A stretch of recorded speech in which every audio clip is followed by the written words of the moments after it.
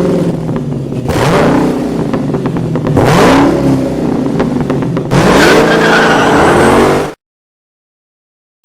everyone, this is David Pike, the Motorcity Mechanic, and I'm back with another video. Now today we're going to be installing a Mopar cold air intake on this Dodge Charger.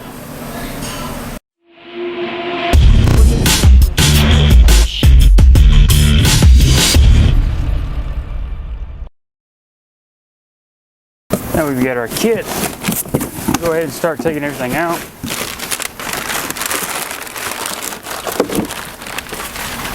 Of course, we've got our metal elbow with the rubber boots.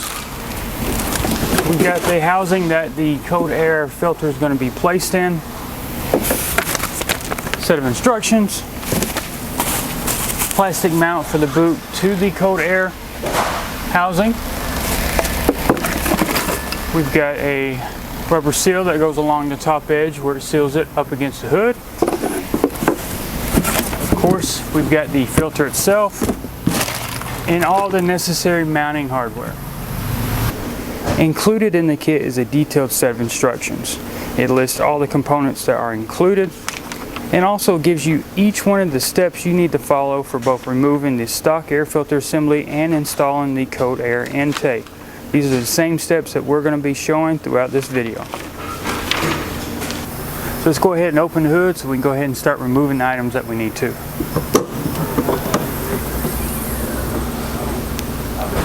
Now one of the things we need to remove is this plastic trim cover on top of the engine. And it's just a matter of picking straight up and releasing the 4 rubber bushings from their mounting locations on the engine.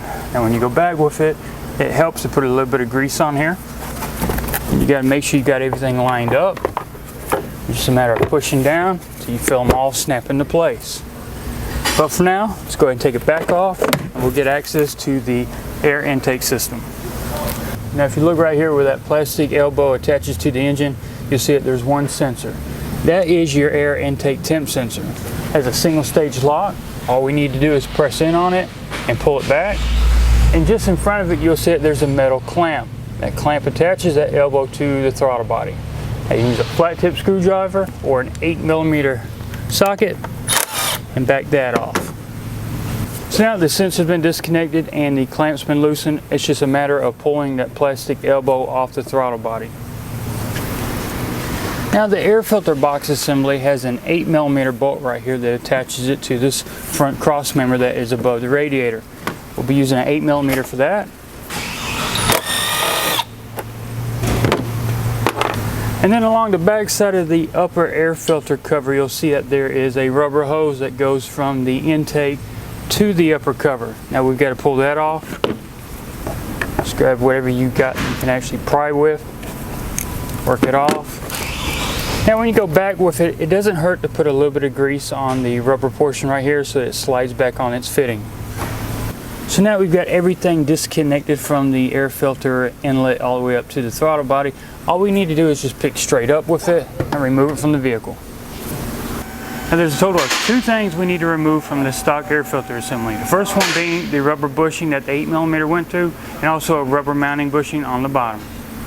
So if you look real close to that mounting point for that 8mm bolt, you'll see that there is a metal insert and a rubber bushing. Now in order to get the rubber bushing out, we've got to pick up on that metal insert. Or just gently prying it up. Once you pry it up, you can squeeze in on the bushing and slide it forward and off. And we'll be reusing this on the cold air intake kit. So if we flip it upside down, we can actually see the other rubber bushing will be taken off. So all we need to do here is just gently pry up on it and slide it off of its mounting peg. So we'll reuse this one as well. So here we've got our cold air intake housing. Now previously, as you saw, we removed that rubber bushing from the stock air filter assembly. And we're going to be relocating it to this housing. But there is no plastic finger for this to slide down on. Instead, we've got an aluminum bushing, 10mm bolt that comes in the kit. We're going to insert the bolt from the inside and thread it into the bushing. Once the bushing's in place, we can slide the rubber portion over it. So that's our next step. So reach in from the inside, insert it through, and start threading the aluminum bushing on. At this point you can hold it and then tighten it up from the inside. So now all we got to do now is just grab the rubber bushing and slide it down over the aluminum stud. Now it's time to go ahead and reinstall the rubber bushing and metal spacer into the location right here. Now to help aid in installing it, I recommend spraying a little WD-40 on the rubber portion.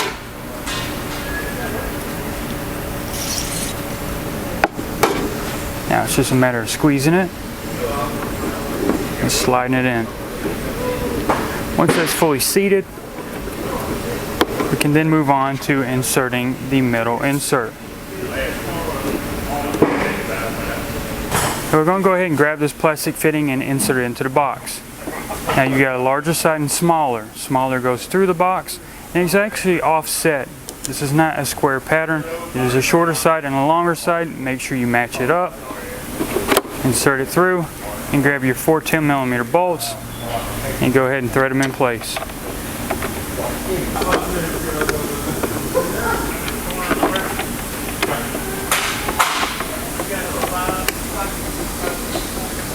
So now we can just go ahead and snug it down.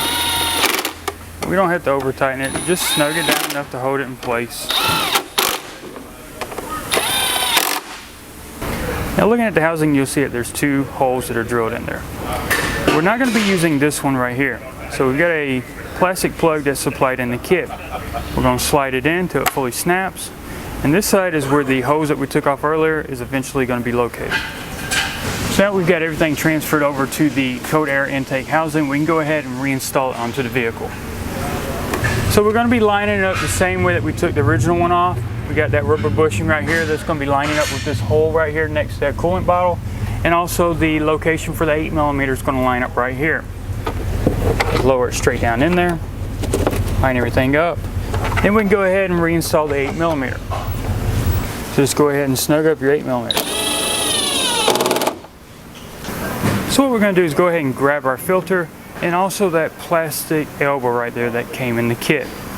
Now this plastic elbow is going to be inserted right here into the hole on the side of the air filter.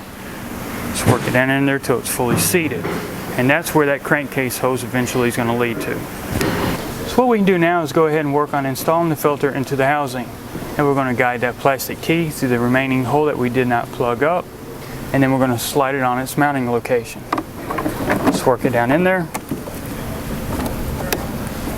Rotate it to where the filter is pretty much level. And then we can work on tightening down the clamp.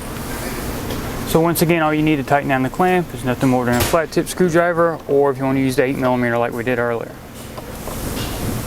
So go ahead and grab that rubber hose we took off earlier and we're going to slide it over that plastic fitting that we slid through the box a minute ago. Make sure it's fully seated. Air intake temp sensor. Now to remove it from the plastic housing, all you do is you rotate it counterclockwise and pull it out. And when we go to install it in the cold air intake system, all we're going to do is insert into the rubber bushing. There is no locking needed. It just sits inside of a rubber grommet. Now we can go ahead and grab the metal pipe. If you look right here, you see that there's a hole drilled in the side. That's where our air intake temp sensor is going. We also got a rubber grommet we've got to insert in there as well. So you're going to go ahead and try to insert that bushing in there. It's going to take a little bit of work. Take your time, work it around.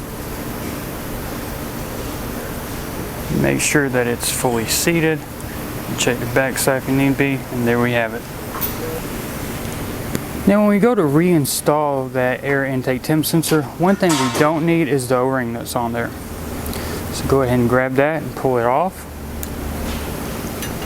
And then also when you're going to reinstall it into the metal pipe here with that rubber bushing, it's recommended to put a little bit of grease on there to help installing it. All you got to do at that point, insert it in here, push in, and it helps to rotate it at the same time. Keep doing it till it's fully seated, and there you have it. Included in the kit is a total of 4 band clamps. Now we got 3 of one size and 1 that's larger. I want you to grab 2 of the similar size ones. We're going to grab this rubber connection right here. What we're going to go ahead and do is actually slide the 2 clamps on that rubber connection. I recommend kind of putting them in the same location as far as where you tighten down. Gives a nice cleaner look, more uniform. And you grab the side that had the air intake temp sensor and you slide it over there. And that's the pre-install for that. And when we go to install this rubber boot onto the metal pipe, the way we're going to locate it is basically in this orientation right here. Pipe's going to come down and it's going to curve. Now all these clamps are going to be left loose so that when we install it on the engine and the air filter box, we can still rotate everything slightly. So we're going to grab one of the smaller clamps, put it here, and the larger clamp will be on this end right here. So go ahead and grab the clamp, slide it over, grab the other one, and do the same thing. Once again, try to keep all of the connections as far as how they tighten down in the same general location. Like I said, it gives a much cleaner look. We'll slide it over the pipe right here. Now we can actually go over to the vehicle and install it. Now just take the assembly. We're going to slide it over here onto the air filter box, and then we're also going to slide it right here onto the throttle body.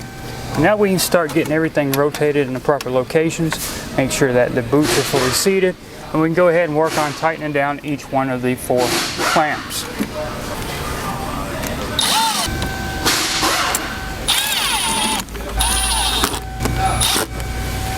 So grab the connector, slide over the end of the sensor, and make sure it's fully seated, and you should hear an audible click.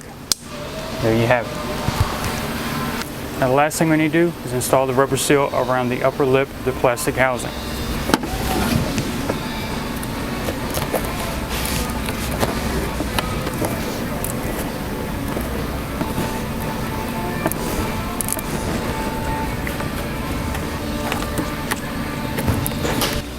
So there you have it, all the steps you needed for installing the Code air filter kit for this Dodge Charger.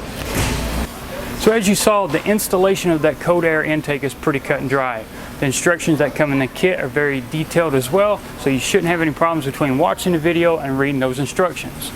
If you liked the video, please give it a thumbs up on YouTube. You can also find me on Facebook, Twitter, and Instagram. If you got any comments or suggestions about what we did on this Dodge Charger today, or anything Chrysler, Dodge, Jeep, or Ram, you can always email me at david@motorcitymechanic.com, and I'll try to get back to you in a timely manner. If this is your first time visiting the channel, please make sure to hit the subscribe button. If you're a returning subscriber, make sure to hit the bell icon next to the subscribe button. That way you get notified instantly when videos such as this get uploaded. In the meantime, everybody, thanks for watching all these videos.